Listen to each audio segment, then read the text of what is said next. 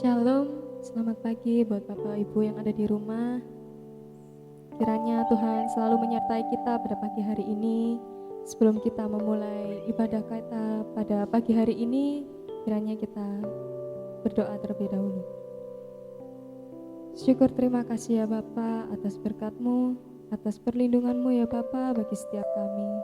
Jika pada pagi hari ini ya Bapa, kami ingin memulai ibadah kami, kiranya Yesus, penyertaan-Mu ya Bapa selalu ada di dalam setiap rumah kami.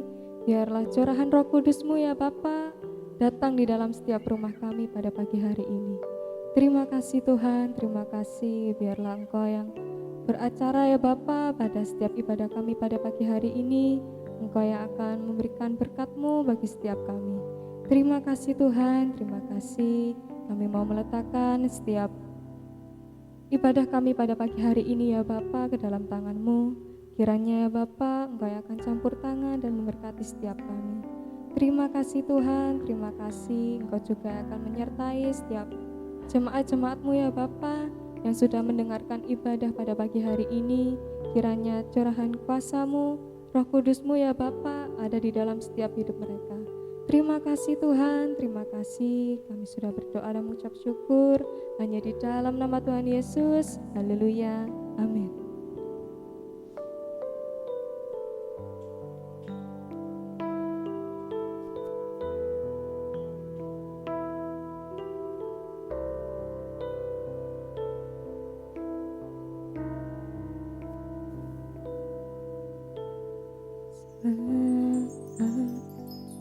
Terjatuh,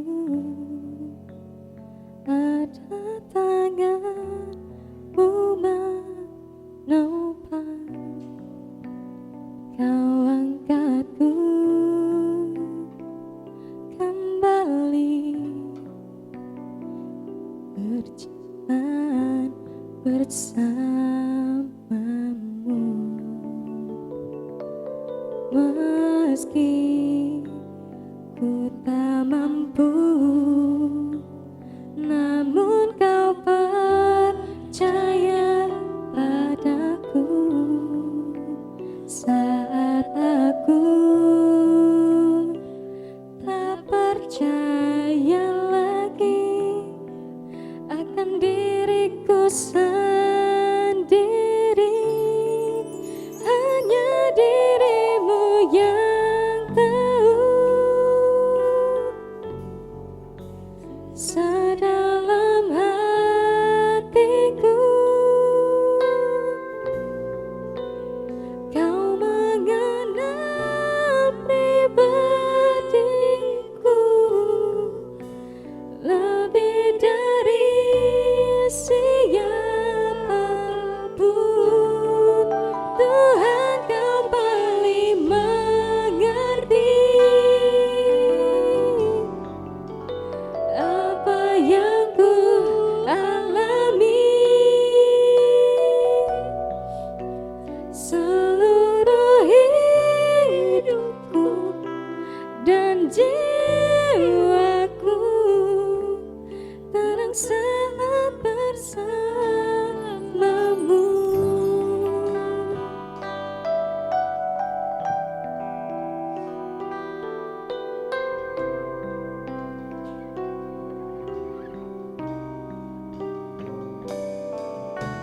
Saat ku terjatuh, ada tangan-Mu menopang, Kau angkatku kembali, berjalan bersama-Mu. Meski ku tak mampu, namun Kau percaya padaku. Saat aku tak percaya lagi akan diriku sendiri, hanya diri-Mu yang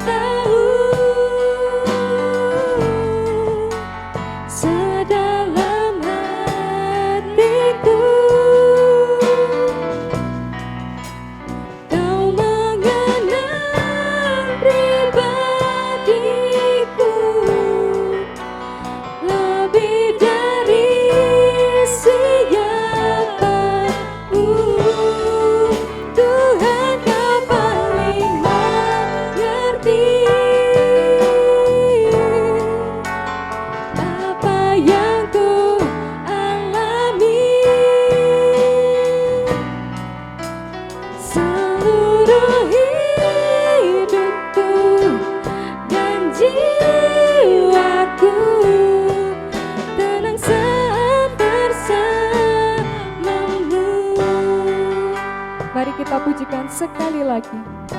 Katakan, saatku terjatuh. Saat terjatuh, ada tangan-Mu yang membentang. Kau angkatku kembali, berjalan bersamamu.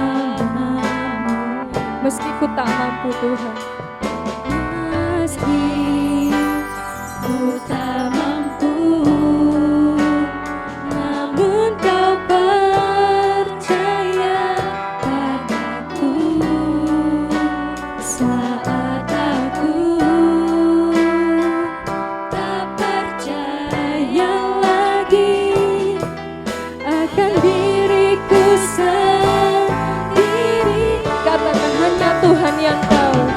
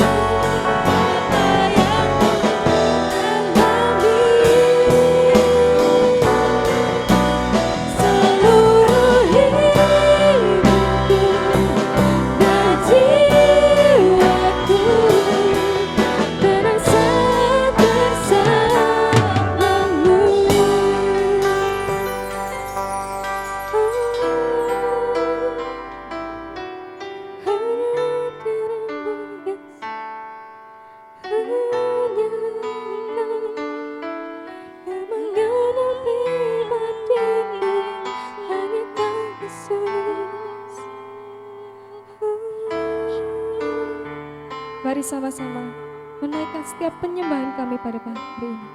Mari kita sama-sama sembah Tuhan pada pagi hari ini.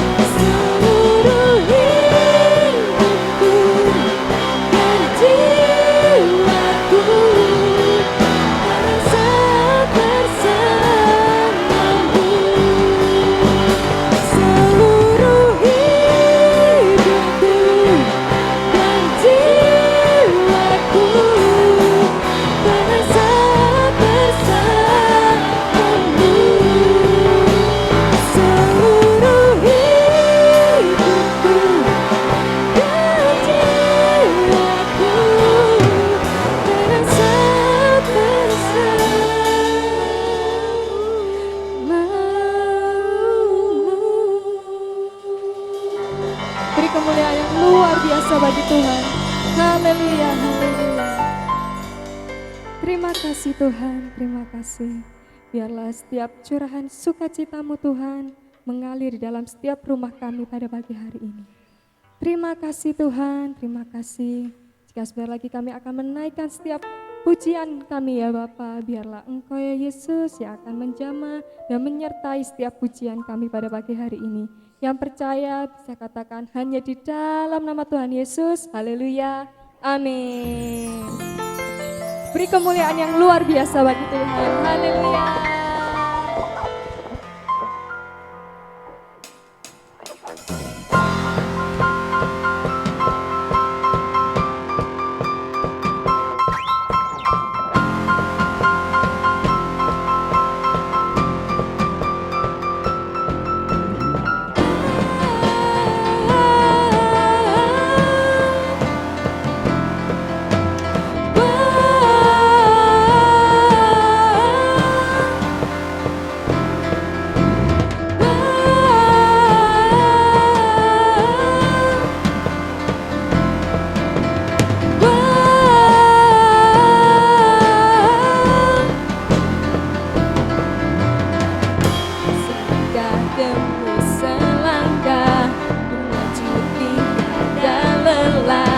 Sekalipun ku berjalan dalam lembah kegelapan, ku tak takut, ku tak gentar, semua musuh gemetar.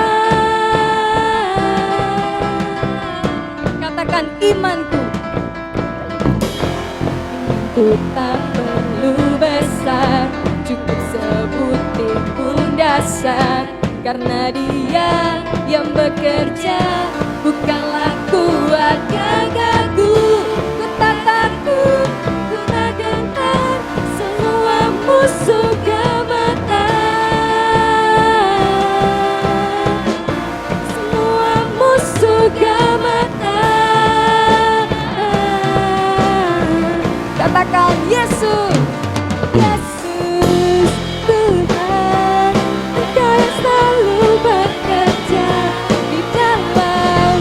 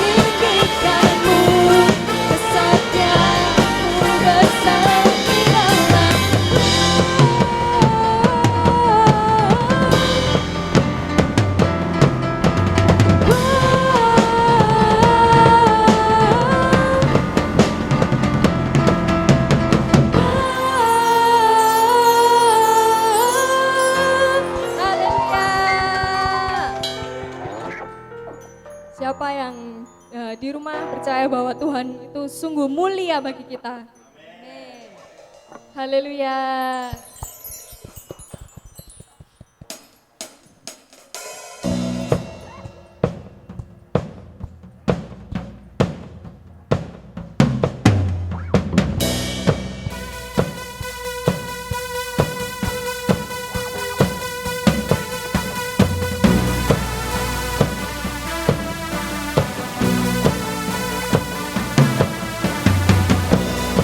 Yang bersuka cita katakan haleluya.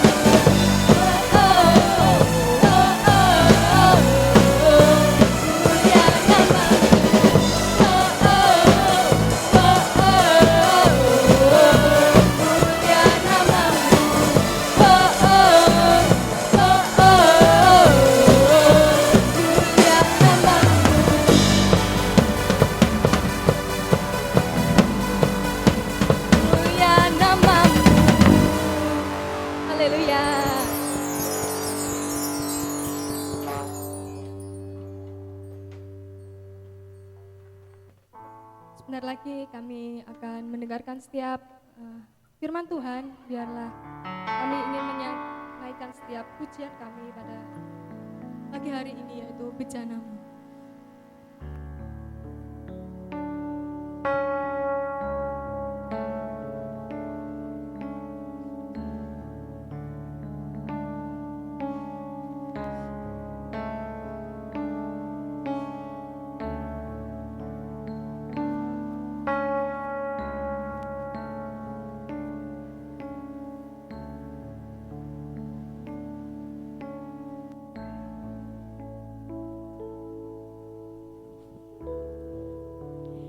Kekuatan di jiwaku,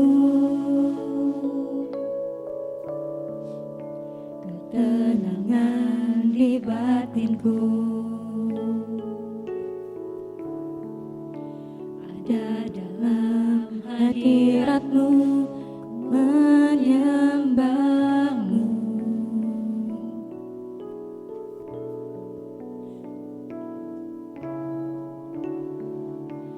Sungguhku di kaki-Mu, rasakan hadirat-Mu, takkan melepaskan-Mu, Kau cahaya bagiku. Mengiringmu seumur hidupku, masuk dalam rencana-Mu Bapa. Pikiranku, kehendakku, ku serahkan padamu. Harapanku hanya di dalam-Mu, ku kan teguh bersama-Mu Bapa. Jadikanku bejana-Mu untuk memuliakan-Mu.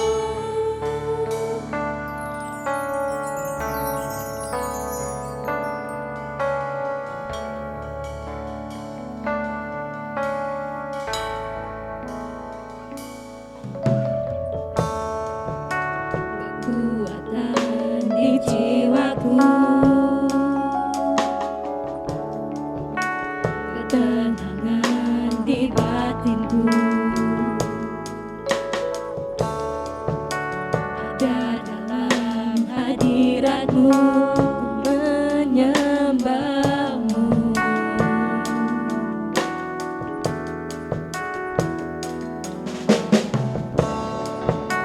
Bersungguhku di kaki-Mu, rasakan hadirat-Mu, takkan melepaskan-Mu, Kau cahaya bagiku. Mengiringmu seumur hidupku, masuk dalam rencana-Mu Bapa. Pikiranku, kehendakku, ku serahkan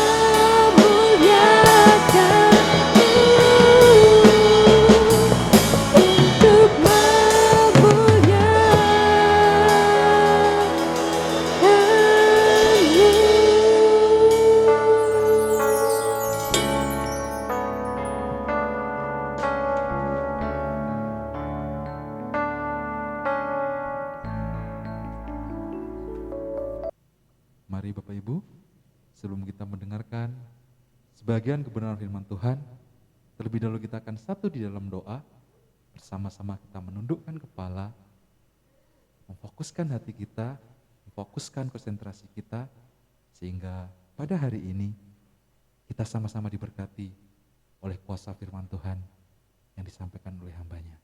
Mari kita bersatu dalam doa. Bapa Surgawi, Bapa yang kami kenal dan kami sembah di dalam nama-Mu Tuhan kami Yesus Kristus. Kami mengucap syukur dan terima kasih Tuhan atas segala penyertaan Tuhan dari awal sampai saat ini. Kami semua Engkau berkati dengan luar biasa. Tiba saatnya kami pada hari ini Tuhan untuk memberikan atau menerima bagian yang terbaik dalam hidup kami. Izinkan kami pada hari ini untuk dapat duduk diam di dekat kaki Tuhan. Izinkan kami untuk pada hari ini untuk dapat mengerti, bahkan untuk dapat memahami kebenaran firman Tuhan yang saat ini akan kami bersama dengarkan. Pakai hamba-Mu, urapi hamba-Mu dengan segala keterbatasan yang ada. Pakai hamba-Mu dengan bahasa yang sangat sederhana, sehingga kami semua pada saat ini benar-benar diberkati oleh kebenaran firman Tuhan. Dan sembunyikan hamba-Mu di belakang oleh kuasa salib Tuhan, sehingga apapun yang disampaikan hamba-Mu ini hanya berasal dari Tuhan saja. Tidak ada satupun dari hati hamba-Mu ini yang menunjukkan bahwa hamba-Mu ini layak untuk menyampaikan kebenaran firman Tuhan. Namun karena Engkau mengurapi hamba-Mu, sehingga pada hari ini hamba-Mu dapat layak untuk menyampaikan kuasa firman Tuhan. Sekali lagi berkati kami Tuhan, urapi setiap kami, sehingga pada hari ini firman yang ditabur tidak akan berlalu begitu saja.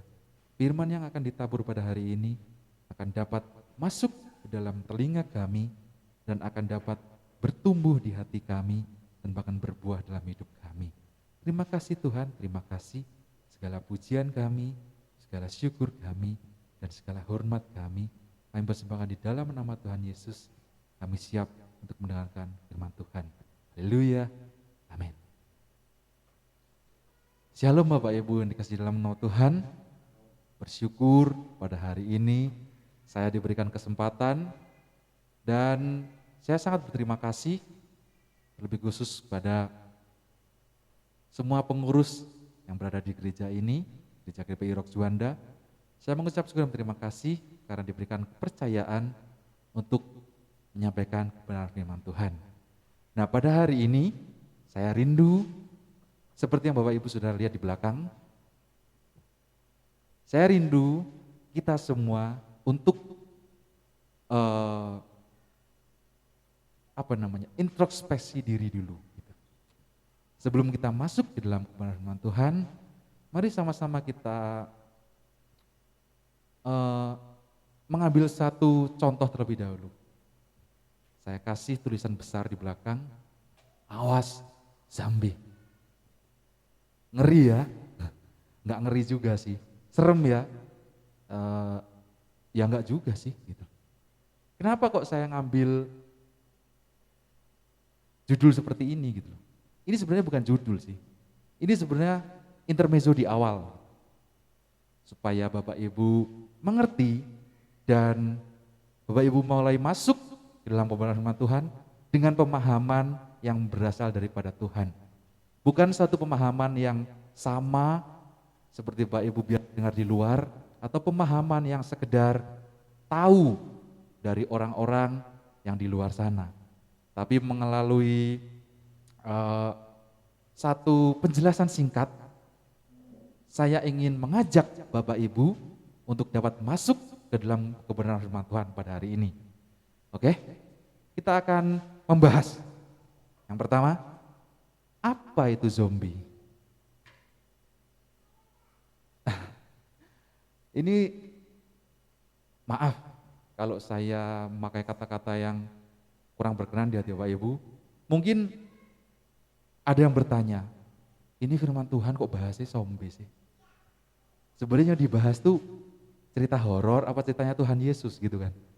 Tapi sekali lagi saya katakan, kalau kita memahami betul intermezzo kita di awal, kita akan dapat memahami firman Tuhan dengan baik.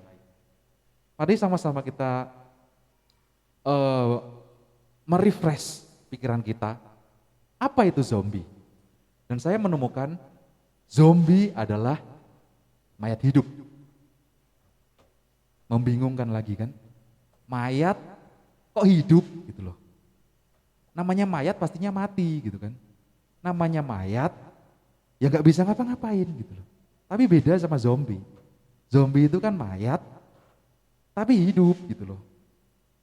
Kenapa kok bisa dikatakan mayat tapi hidup gitu? Karena ini, zombie itu tidak tahu kalau sebenarnya dia sudah mati. Dia tidak ngerti kalau dirinya itu udah mati. Fisiknya bisa bergerak, bisa hidup, tapi jiwanya itu tidak ada. Dalamnya itu kosong. Dan yang masuk di dalam tubuhnya itu bukan jiwa yang asli, tapi roh-roh jahat yang ada di luar. Saya nggak tahu, mungkin Bapak Ibu pernah menjumpai kasus seperti ini. Kalau saya sendiri belum pernah. Saya pernah lihat hanya di film seperti itu ya. Dan menurut pengetahuan yang saya tahu, gitu, zombie itu sebenarnya mati, jiwanya mati, tapi tubuhnya masih hidup. Lah kok bisa gitu loh?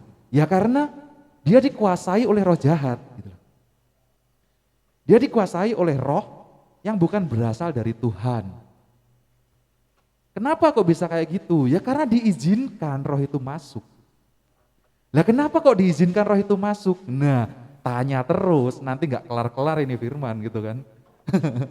Jadi gini loh,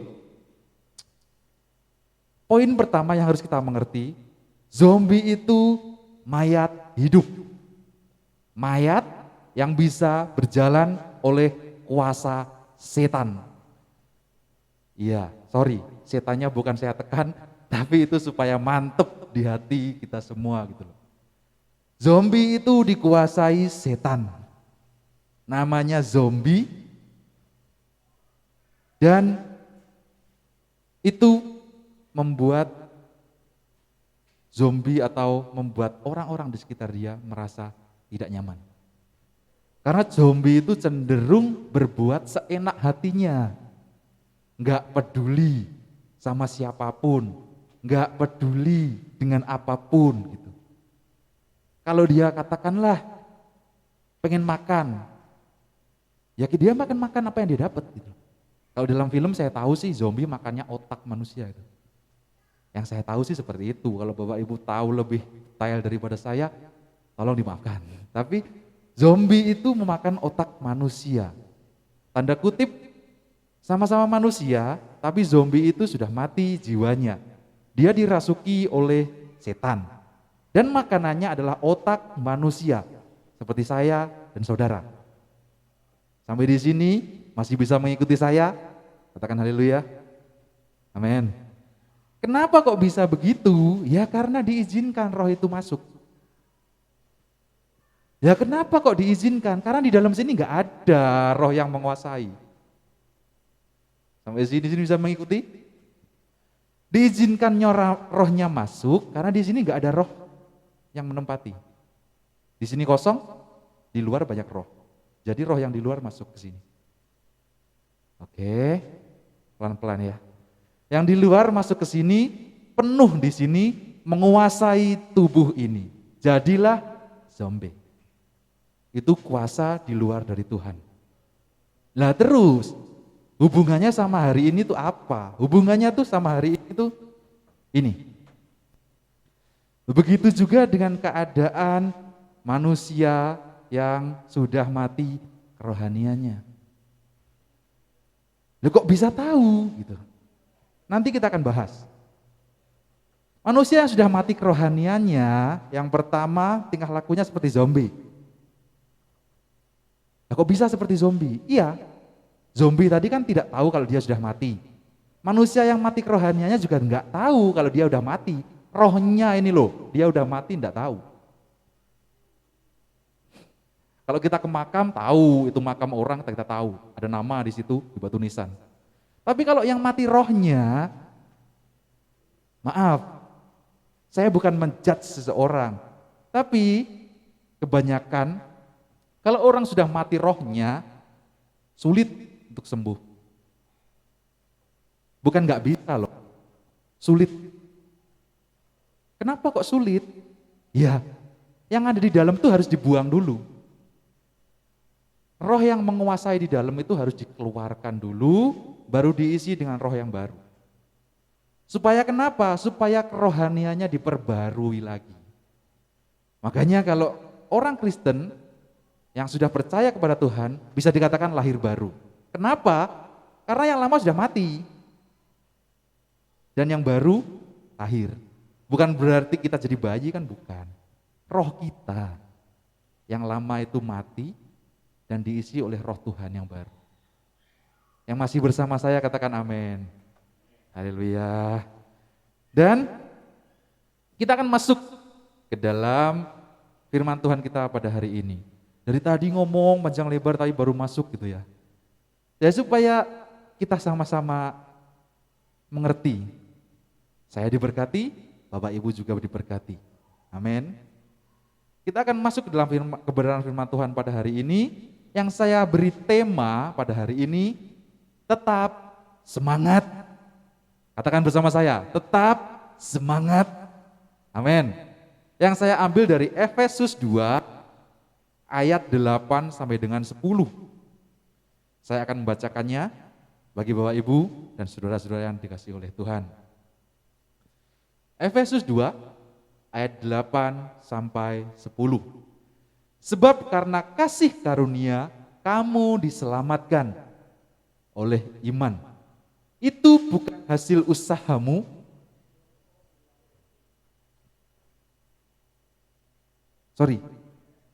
itu bukan hasil pekerjaanmu.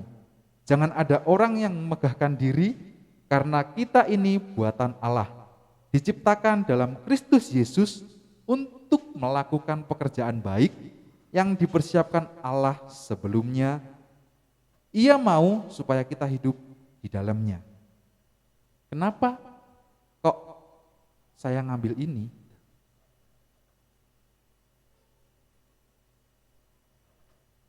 Ya karena banyak orang Kristen sekarang tuh yang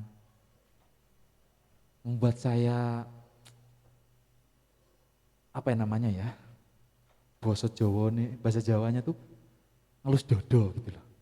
Bahasa Indonesianya apa ya? Saya kan orang Jawa gitu. Ya gitulah, bahasa Jawanya tuh ngelus dodo gitu. Banyak orang Kristen yang zaman sekarang tuh kelihatannya rajin ke gereja, kelihatannya luar biasa di gereja, kelihatannya luar biasa melayani, tapi ternyata dalamnya ini kosong gitu loh. Saya takutnya banyak zombie di gereja gitu loh. Jika salah tolong koreksi. Tapi saya rindu gitu loh, melalui firman Tuhan ini saya dan saudara diberkati. Bukan hanya di tempat ini, tapi dimanapun kita berjalan, dimanapun kita meminjakkan kaki kita, nama Tuhan di situ dipermuliakan. Amin. Saya dalam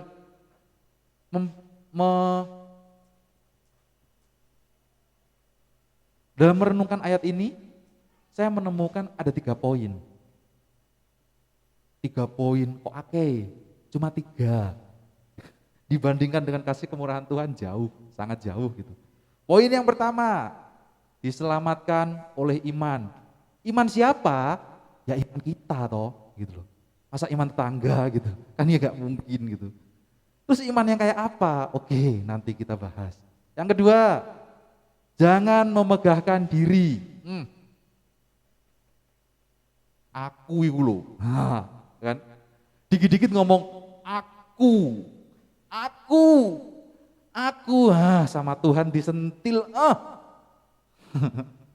langsung auto, bukan surga pasti, auto neraka gitu. Dan kenapa kok ini saya taruh di poin kedua? Ya karena banyak orang yang merasa kalau sudah melayani di gereja, dia merasa layak gitu loh di hadapan Tuhan. Dia merasa suci. Koreksi saya bila salah. Dia merasa sama levelnya dengan Yesus. Saya hari ini nggak marah, cuman kita sama-sama belajar bagaimana menyikapi firman Tuhan yang benar itu seperti apa. Poin yang ketiga, untuk melakukan pekerjaan baik. Pekerjaan seperti apa? Dan standar Tuhan tuh ya apa sih pekerjaannya gitu. 3 poin ini akan kita bahas.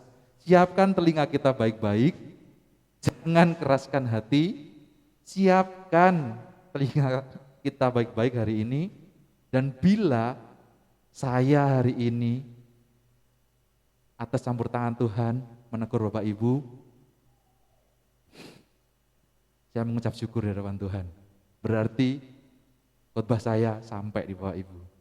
Yang masih mengikuti saya katakan haleluya. Haleluya. Poin yang pertama, diselamatkan oleh iman. Ayat 8.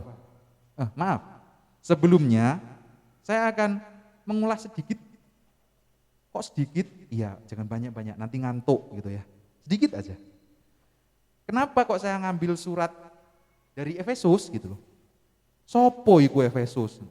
Suratnya sopo gitu kan. Orang Jawa kan suka tanya gitu kan. Apalagi anak kecil. Saya punya keponakan tuh segini, dia tuh pinter. Tanya tuh kayak polisi gitu loh, kejar terus.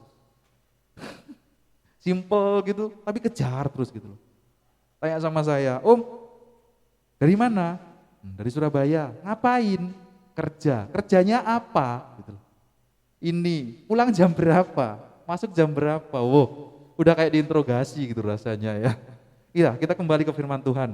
Kenapa kok saya ngambil dari surat Efesus gitu? Karena Efesus ini adalah surat dari Rasul Paulus yang ditulis saat Rasul Paulus itu berada di Tarsis dan dikirim untuk jemaat di Efesus. Kenapa kok dikirim gitu loh? Dan surat ini ditulis ketika, koreksi saya bila salah, ketika Paulus sedang berada di dalam penjara. Paulus berada dalam penjara. Terus dia ngomong, diselamatkan karena iman. Halo? Di penjara tuh cilaka atau selamat gitu loh. Ayo kita mulai memainkan hati kita. Jangan dipikir, pakai hati. Diselamatkan karena iman. Tapi keadaan Paulus saat itu di penjara. Jangan dibayangkan penjaranya kayak sekarang. Enak, kasurnya empuk, ada AC, makannya terjamin gitu. Kalau Bapak Ibu tahu penjara zaman dahulu itu seperti apa, jangankan masuk dalam penjaranya itu. Saya dengar ceritanya aja saya enggak mampu gitu, enggak kuat. Nah, ini Paulus dalam keadaan seperti itu, dalam keadaan di penjara, tetapi menulis surat yang luar biasa. Dia bilang, kita ini diselamatkan karena iman. Iman kita, perbuatan kita, dan keselamatan kekal yang kita miliki ini diperoleh itu hanya cuma-cuma gitu loh. Mari kita renungkan bersama. Paulus ini teladan yang luar biasa menurut saya. Dia di penjara, keadaannya kurang baik karena sedang sakit juga, tapi dia menulis surat yang luar biasa. Dan ada orang yang bertanya, loh, wis keadaan seperti itu kok masih bisa ngomong diselamatkan oleh iman gitu. Terus iman yang seperti apa yang dimaksud gitu loh. Hah? Iman yang seperti apa yang dimaksud oleh Rasul Paulus ini gitu. Saya akan membacakan ayat 8 bagi teman-teman sekalian.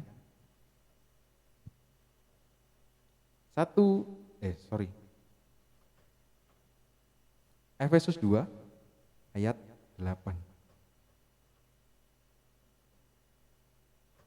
Sebab karena kasih karunia kamu diselamatkan oleh iman. Itu bukan hasil usahamu tetapi pemberian Allah. Terus saya tuh pernah diginiin sama temen tuh. Tuhanmu itu kan kamu ngomong kan Yesus itu kan Tuhanmu. Saya jawab, ya. Terus dia tanya lagi, loh kok bisa kamu percaya sih sama Tuhan kayak gitu? Kayak gitu ya apa gitu saya tanya. Terus dia bilang kayak gini, Tuhanmu itu kan manusia, terus disalib, terus mati. Lah namanya Tuhan kok bisa mati gitu loh. Gak masuk logika gitu kan. Ya memang gitu loh. Yang nyuruh pakai logika tuh siapa gitu loh.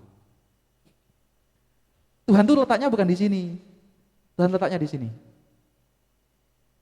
Yang nyuruh pakai logika tuh siapa? Pakai iman. Saya saat ini enggak marah, enggak.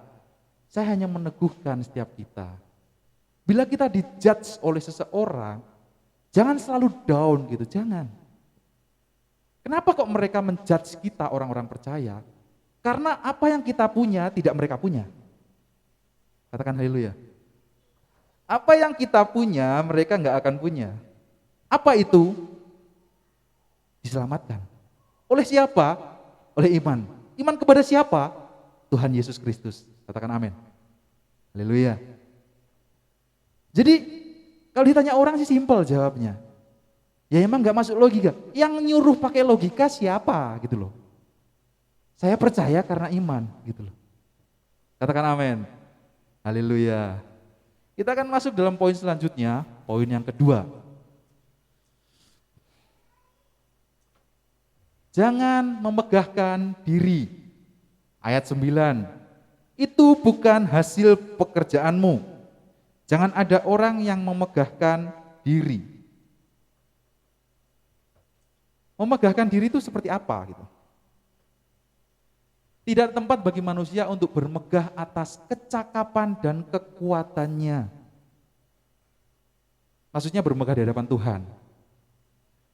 Atau seolah-olah ia telah berbuat sesuatu. Tekankan baik-baik.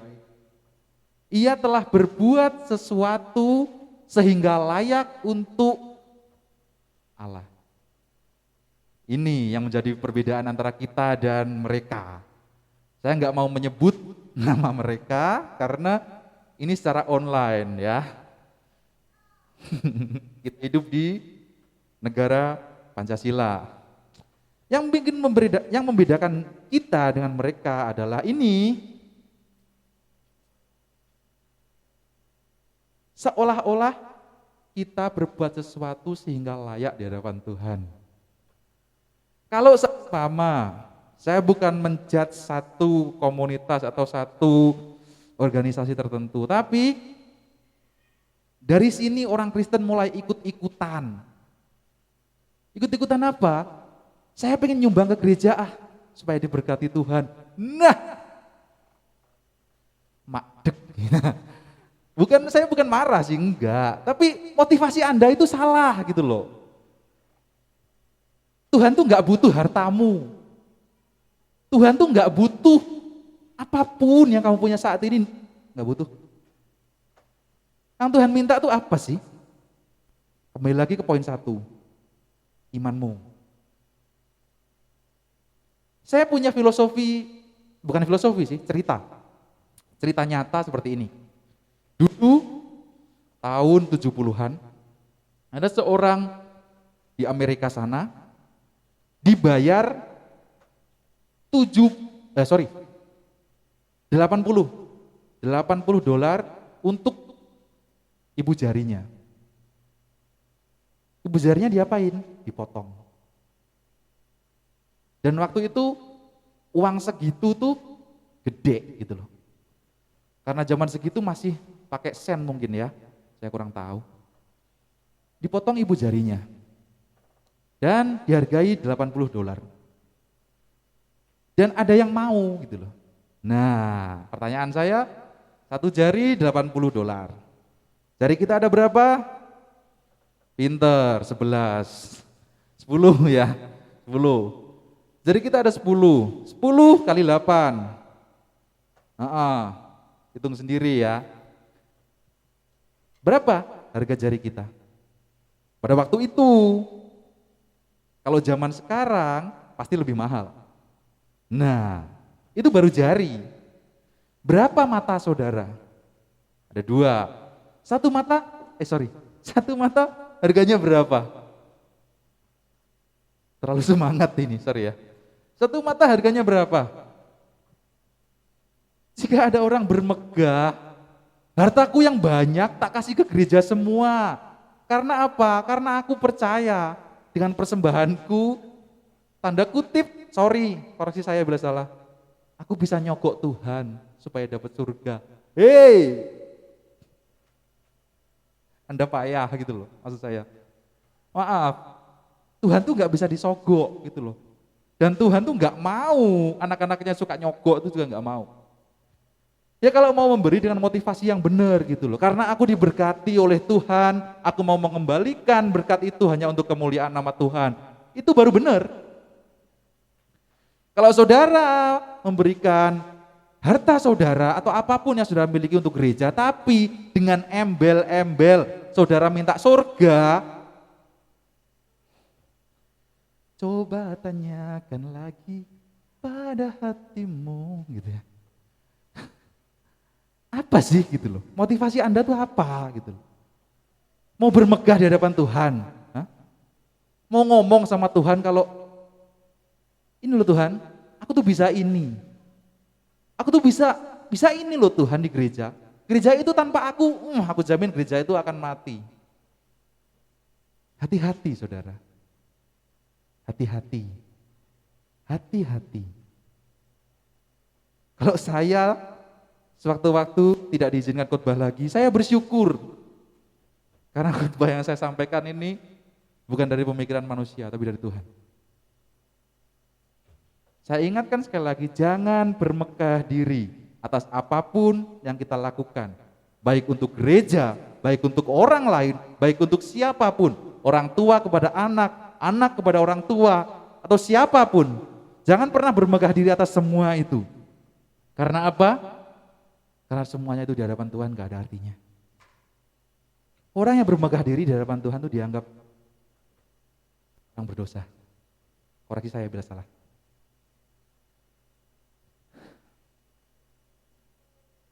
Kita masuk poin 3. Poin selanjutnya, untuk melakukan pekerjaan baik. Allah telah merancangkan dan mempersiapkan kita untuk melakukan berbagai pekerjaan baik. Ayat 10 saya bacakan. Karena itu, ini buatan Allah, diciptakan dalam Kristus Yesus untuk melakukan pekerjaan baik yang dipersiapkan Allah sebelumnya. Ia mau supaya kita hidup di dalamnya.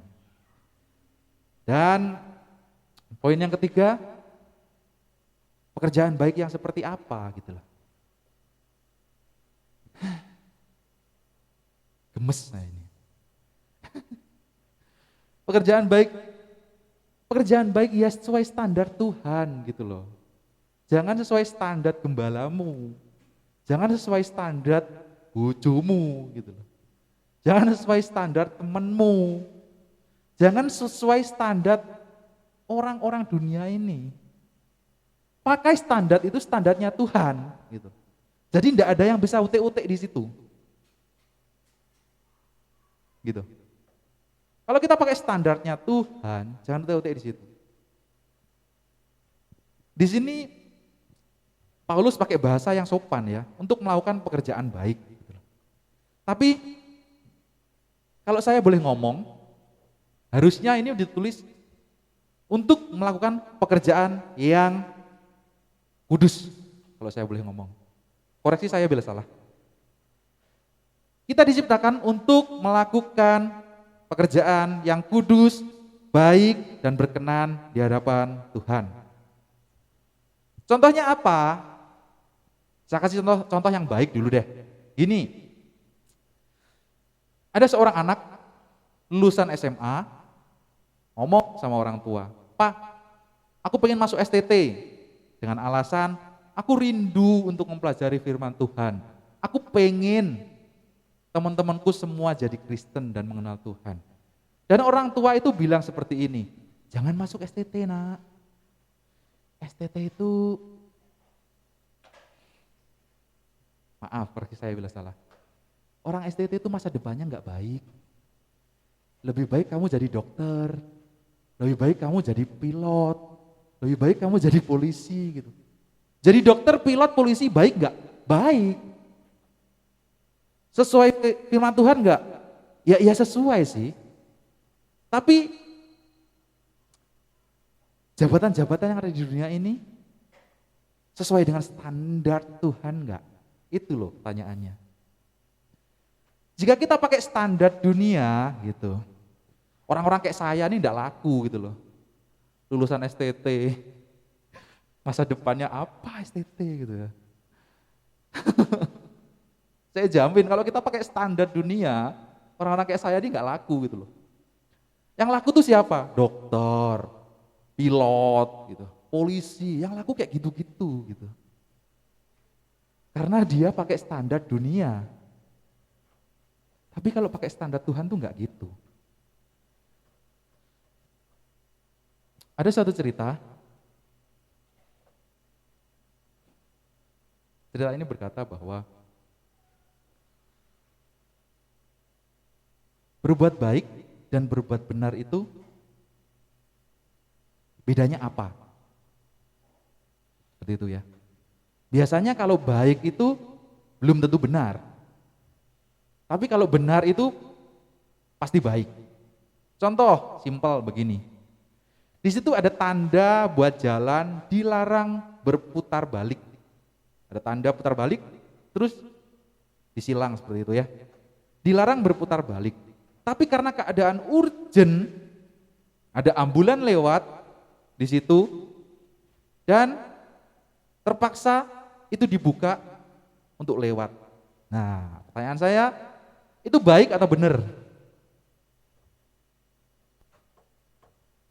Bingung. Saya aja bingung. Itu baik apa benar? Kalau bagi saya itu baik gitu loh. Tapi kalau benar, enggak benar gitu loh. Makanya orang yang kelihatan baik itu belum tentu benar-benar baik. Atau bahasa saya tuh gini loh. Orang baik itu belum tentu benar-benar benar gitu. Bahasanya gimana ya? Orang baik itu belum tentu benar. Tapi kalau orang benar itu sudah pasti baik. Tapi kalau ambulan itu tidak dilewat nos itu, nanti pasiennya gawat. Bisa terjadi sesuatu yang tidak diinginkan atau apa gitu kan. Iya aku tahu, aku bukan dokter sih, tapi aku ngerti lah. Gawatnya tuh kayak apa gitu. Maka dari itu Tuhan menciptakan hukum Taurat itu untuk mengetahui seberapa buruk manusia di muka bumi ini. Baca hukum Taurat. Dalam hukum Taurat itu semua kebobrokan manusia dibuka di situ. Berarti hukum Taurat itu jelek dong? Enggak jelek. Tapi melalui hukum Taurat kita tahu kejelekan manusia gitu.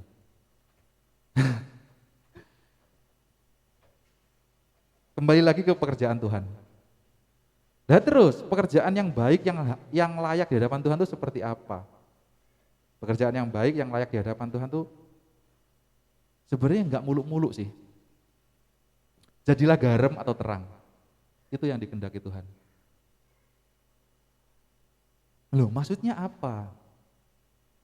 Pada zaman dulu, garam itu berfungsi itu salah satunya itu menawarkan racun. Saya pakai itu. Saya saat ini memakai perumpamaan itu. Garam dipakai untuk menawarkan racun. Kalau saat ini garam dipakai untuk bumbu masak. Tapi saat zaman dulu, garam itu dipakai untuk penawar racun. Lah, aplikasi buat kehidupan kita apa? Lah, dimanapun kita berada, kita jadi penawar buat racun di dunia ini gitu. Atau kita jadi terang gitu. Dimanapun kita berada, kalau kita jadi terang, kegelapan itu nggak akan mampu untuk menjamah kita. Gitu. Nggak mungkin lilin meskipun kecil ditaruh di tengah kegelapan yang sangat-sangat gelap, lilin itu akan tetap bercahaya. Karena kegelapan itu tidak berkuasa atas terang. Yang masih mengikuti saya katakan haleluya. Yes, haleluya. Wih. Ada orang pasti ngomong gini, Erik itu gak tahu khotbah pedes, masuk khotbah mana wes? Ya, koreksi saya bila salah. Tapi saya bersyukur saat ini bisa diberi kesempatan untuk sama-sama berbagi kebenaran firman Tuhan. Sekali lagi kita ulang, kita review kembali poin pada hari ini yang kita dapat. Ada 3 poin. Yang pertama, diselamatkan oleh iman. Yang kedua, jangan memegahkan diri. Dan kita ada di dunia untuk melakukan pekerjaan baik. Apakah enggak ada? Selain ketiga hal itu, ada banyak, sangat banyak gitu loh. Kalau saudara mau baca di Alkitab, ini bukan Alkitab sih, ini tablet, tapi kalau saudara mau, buka Alkitab saudara, dari Kejadian sampai Wahyu, maka saudara akan menemukan betapa luar biasanya Tuhan. Dan saudara akan mengerti betapa kasihnya Tuhan dalam hidup kita. Dan saat ini harapan saya pengen mari kita berlomba-lomba untuk melakukan pekerjaan Tuhan. Jadi nggak usah disuruh gitu loh. Gereja kekurangan pekerja. Pekerja apa? Simple. Gereja nggak ada penerima tamu, dengan suka hati. Ya udah, aku aja. Meskipun penerima tamu tuh mungkin notabene bagi sebagian orang tuh remeh gitu. Tapi di hadapan Tuhan semua jerih payahmu diperhitungkan. Amin. Jika saudara tetap berada di zona nyaman, nah ini mulai gak enak iki wis. Ujung-ujungnya mulai gak enak. Jika saudara tetap berada di zona nyaman saudara, maka ini argumen saya, koreksi bila salah, biasanya orang kalau terlalu nyaman ada di zona nyaman itu rohaninya turun, rohaninya mati. Dan akan jadi zombie tadi. Kalau orang terus-terusan berada di zona nyaman, rohaninya turun.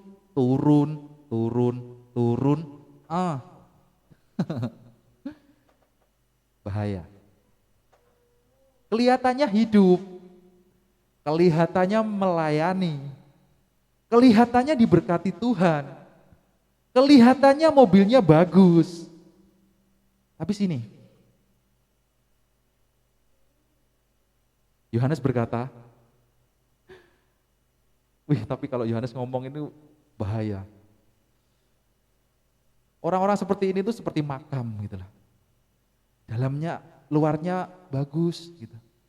Tapi dalamnya bangkek gitu, terang belulang gitu. Sakit, digitu no tuh sakit gitu. Jangan sampai Tuhan Yesus ngomong kayak gitu. Yang kita dengar sama-sama harusnya, hai hambaku yang baik dan setia, marilah Itu luar biasa loh bagi saya. Jadi jangan terus-terusan ngomong kalau saudara berada di zona nyaman itu ngomong bahwa lihat aku ini loh. Tuhan itu berkati aku gitu. Aku nggak pernah kekurangan sedikit pun. Aku nggak pernah yang namanya ngutang sana sini. Aku nggak pernah namanya kekurangan apa-apa. Lah terus orang yang ngutangnya banyak tuh Anda pikir itu anak iblis gitu. Ya nggak kayak gitu juga konsepnya gitu loh. Kita harus pakai standar Tuhan. Sekali lagi saya tekankan, kita harus pakai standar Tuhan. Jangan pakai standar dunia.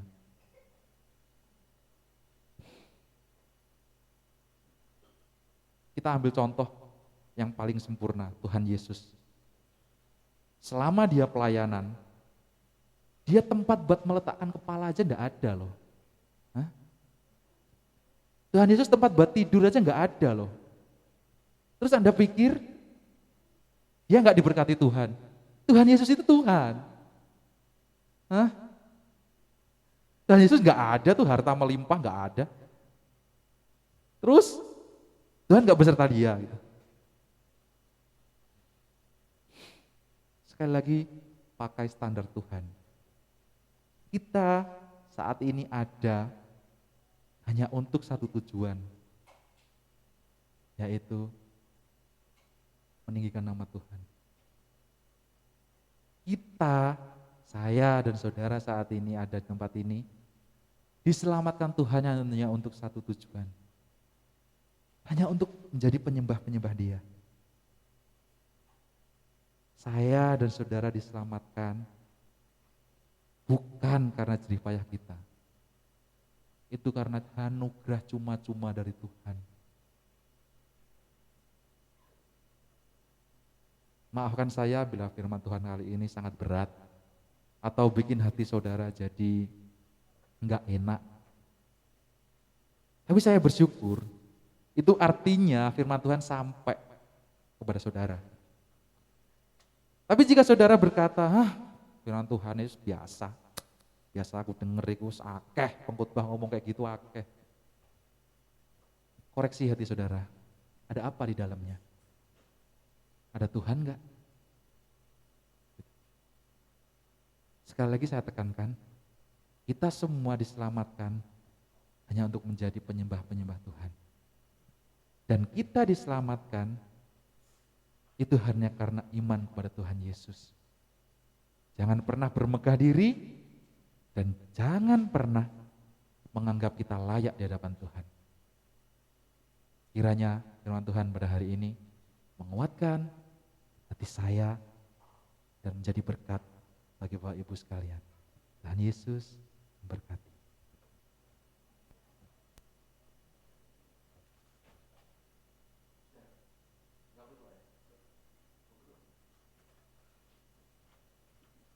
Mari untuk meneguhkan firman Tuhan pada hari ini, kita akan kembali tunduk di dalam doa dan kita akan menyerahkan setiap hati kita saat ini dalam tangan kuasa Tuhan. Mari angkat tanganmu di hadapan Tuhan. Bapa dalam kerajaan surga, kami mengucap syukur dan terima kasih pada hari ini Yesus. Firman Tuhan telah hamba-Mu selesai sampaikan pada hari ini Tuhan. Tapi hamba-Mu yakin dan percaya karya penyertaan Roh Kudus akan terus menyertai kami semuanya Tuhan. Dan saat Roh Kudus ada dalam hati kami, maka firman itu dimeteraikan dalam hidup kami Tuhan. Terima kasih Tuhan, terima kasih. Pakai hamba-Mu dari segala keterbatasannya dan pakai hamba-Mu dengan segala kerendah hatian hamba-Mu sehingga saat firman Tuhan disampaikan tidak ada satupun motivasi yang salah dalam hati hamba-Mu dan tetap hanya nama Tuhan saja dipermuliakan. Berkati kami semua yang mendengarkan firman Tuhan pada hari ini dan berkati juga kami yang bersedia untuk Tuhan ubahkan pada hari ini. Di dalam nama Tuhan Yesus, saat ini kami membawa hati kami yang hancur di hadapan Tuhan. Kami mengaku sadar pada hari ini bahwa kami sebenarnya manusia yang tidak layak di hadapan Tuhan. Namun karena oleh iman di dalam nama Tuhan Yesus, kami dapat layak untuk menjadi penyembah-penyembah yang benar di hadapan Tuhan. Meteraikan firman Tuhan ini dalam hidup kami Tuhan, sehingga firman Tuhan pada hari ini dapat menjadi rema bagi hidup kami dan dapat menjadikan kehidupan kami contoh teladan bagi orang-orang di sekitar kami. Terima kasih Tuhan, terima kasih, segala hormat, kuasa, dan kemuliaan hanya kami persembahkan di dalam nama Tuhan Yesus. Kami telah selesai mendengarkan firman Tuhan. Haleluya, amin. Terima kasih buat hamba yang sudah menyampaikan firman atau kabar sukacita pada pagi hari ini. Jika sebentar lagi kami akan menaikkan setiap doa syafaat kami mau menaikkan setiap pujian kami, yaitu percaya janjimu aja.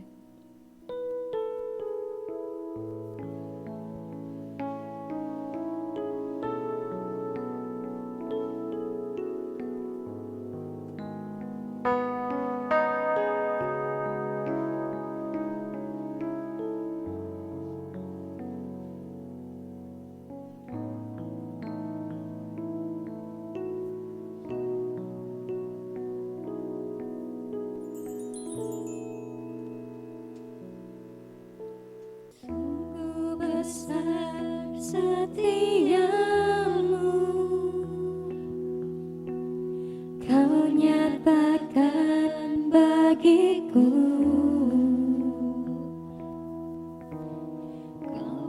Kau Bapa yang selalu mengerti isi hatiku.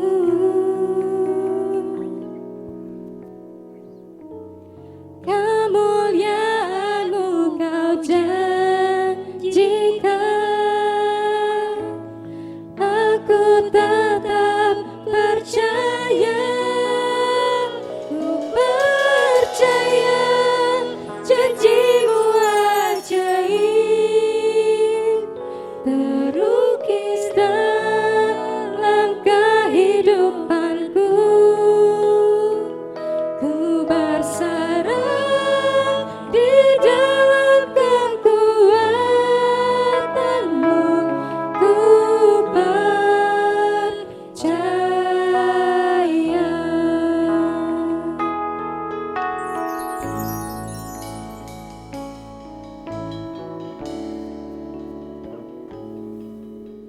Sungguh besar setiamu, Kau nyatakan bagiku. Kau Bapa yang selalu mengerti isi hatiku.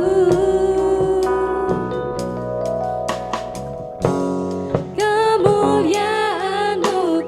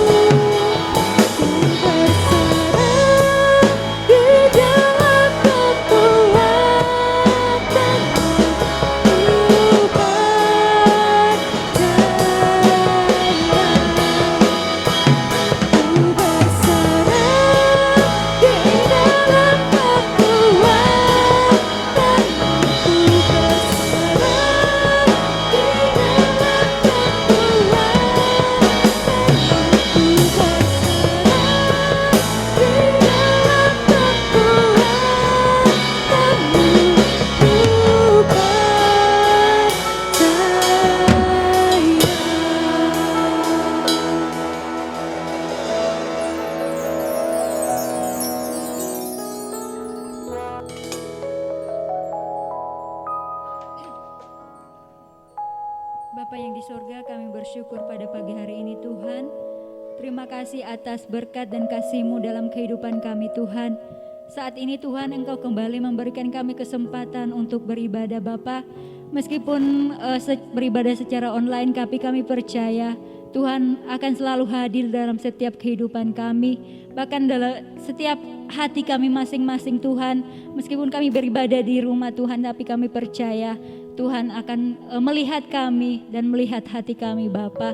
Terima kasih Tuhan, terima kasih hari ini Tuhan kami mau datang menaikkan setiap doa kami ke dalam tangan kuasa-Mu Bapa. Secara khusus kami mau berdoa buat bangsa dan negara kami Tuhan ini. Kami rindu Bapa, Engkau jamah bangsa kami Tuhan. Kau pulihkan dari berbagai macam yang terjadi di bangsa kami Tuhan. Agar bangsa kami ini Tuhan kembali pulih seperti biasa Tuhan. Agar kami yang di dalamnya Tuhan, manusia-manusia dalamnya Tuhan boleh kembali melakukan apa yang seharusnya kami lakukan dalam kehidupan kami Bapa. Kamu menyerahkan buat setiap pemimpin kami Bapa, mulai dari presiden bahkan bawahannya Tuhan, bahkan sampai pada RT RW Tuhan kami serahkan ke dalam tangan kuasa-Mu. Tuhan pakai mereka Bapa dalam memimpin negara ini supaya mereka boleh menjadi berkat bagi kemuliaan nama-Mu Bapa. Terima kasih Tuhan, terima kasih Bapa di sorga. Kami juga mau berdoa Tuhan buat setiap gereja-gereja-Mu Tuhan dimanapun berada. Hari ini yang melakukan ibadah Bapa, kami percaya Tuhan akan menjamah setiap gereja yang ada Tuhan. Lindungi Bapa setiap gereja-gereja-Mu ini Tuhan, supaya melalui gereja-gereja ini Tuhan boleh menjadi berkat bagi kemuliaan nama-Mu Bapa. Terima kasih Tuhan, terima kasih kami mau berdoa setiap hamba-hamba Tuhan dimanapun mereka berada, dimanapun mereka melayani Bapa, kami percaya Tuhan akan menolong mereka, memberkati mereka Tuhan, jadikan berkat bagi kemuliaan-Mu Tuhan. Kami juga mau berdoa secara khusus buat gereja GBI Rock di tempat ini Tuhan, kiranya Engkau memberkati Bapa setiap jemaat yang ada di dalamnya. Tuhan yang akan memberkati setiap mereka, memberkati setiap kehidupan mereka, setiap pergumulan yang ada Tuhan. Kami percaya Engkau akan memberikan jalan keluar dalam kehidupan mereka. Tuhan yang akan menyembuhkan bagi mereka yang sakit. Tuhan yang akan memulihkan setiap ekonomi mereka yang kurang Bapa. Kami percaya Tuhan akan hadir dalam kehidupan mereka. Kami juga mau berdoa buat Bapak Gembala kami Pak Berna Tuhan, kami serahkan ke dalam tangan kuasa-Mu. Tuhan akan menjamah memakai hamba-Mu Tuhan dalam memimpin gereja ini. Jadikan berkat dimanapun hamba-Mu berada Bapa. Terima kasih Tuhan, terima kasih. Kami juga mau berdoa setiap pelayan-pelayan Tuhan yang Engkau pakai di tempat ini. Tuhan jamah mereka, pakai mereka secara luar biasa supaya mereka boleh menjadi berkat bagi kemuliaan nama-Mu Bapa. Terima kasih Tuhan, terima kasih. Kami menyerahkan doa kami ke dalam tangan kuasa-Mu. Biarlah Tuhan yang akan mengabulkan setiap doa kami ini Bapa. Terima kasih Tuhan, kami sudah berdoa dan mengucap syukur. Haleluya. Amin.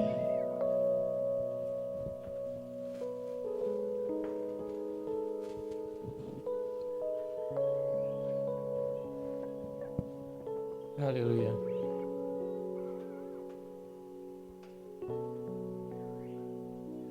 Bapak Ibu Saudara yang mengikuti ibadah online dimanapun berada, mari kita angkat tangan kita. Kita akan menyudahi ibadah kita pada hari ini. Kita akan menerima berkat Tuhan. Dan percayalah, tidak ada satu apapun yang bisa memisahkan kita dimanapun kita berada. Tidak akan bisa terhalangi berkat Tuhan. Tidak akan bisa terhalangi kuasa Tuhan. Dimanapun Bapak Ibu berada, berkat Tuhan pasti menjamah. Berkat Tuhan pasti tercurah. Mari angkat tangan kita. Kita siapkan diri kita terima berkat daripada Tuhan.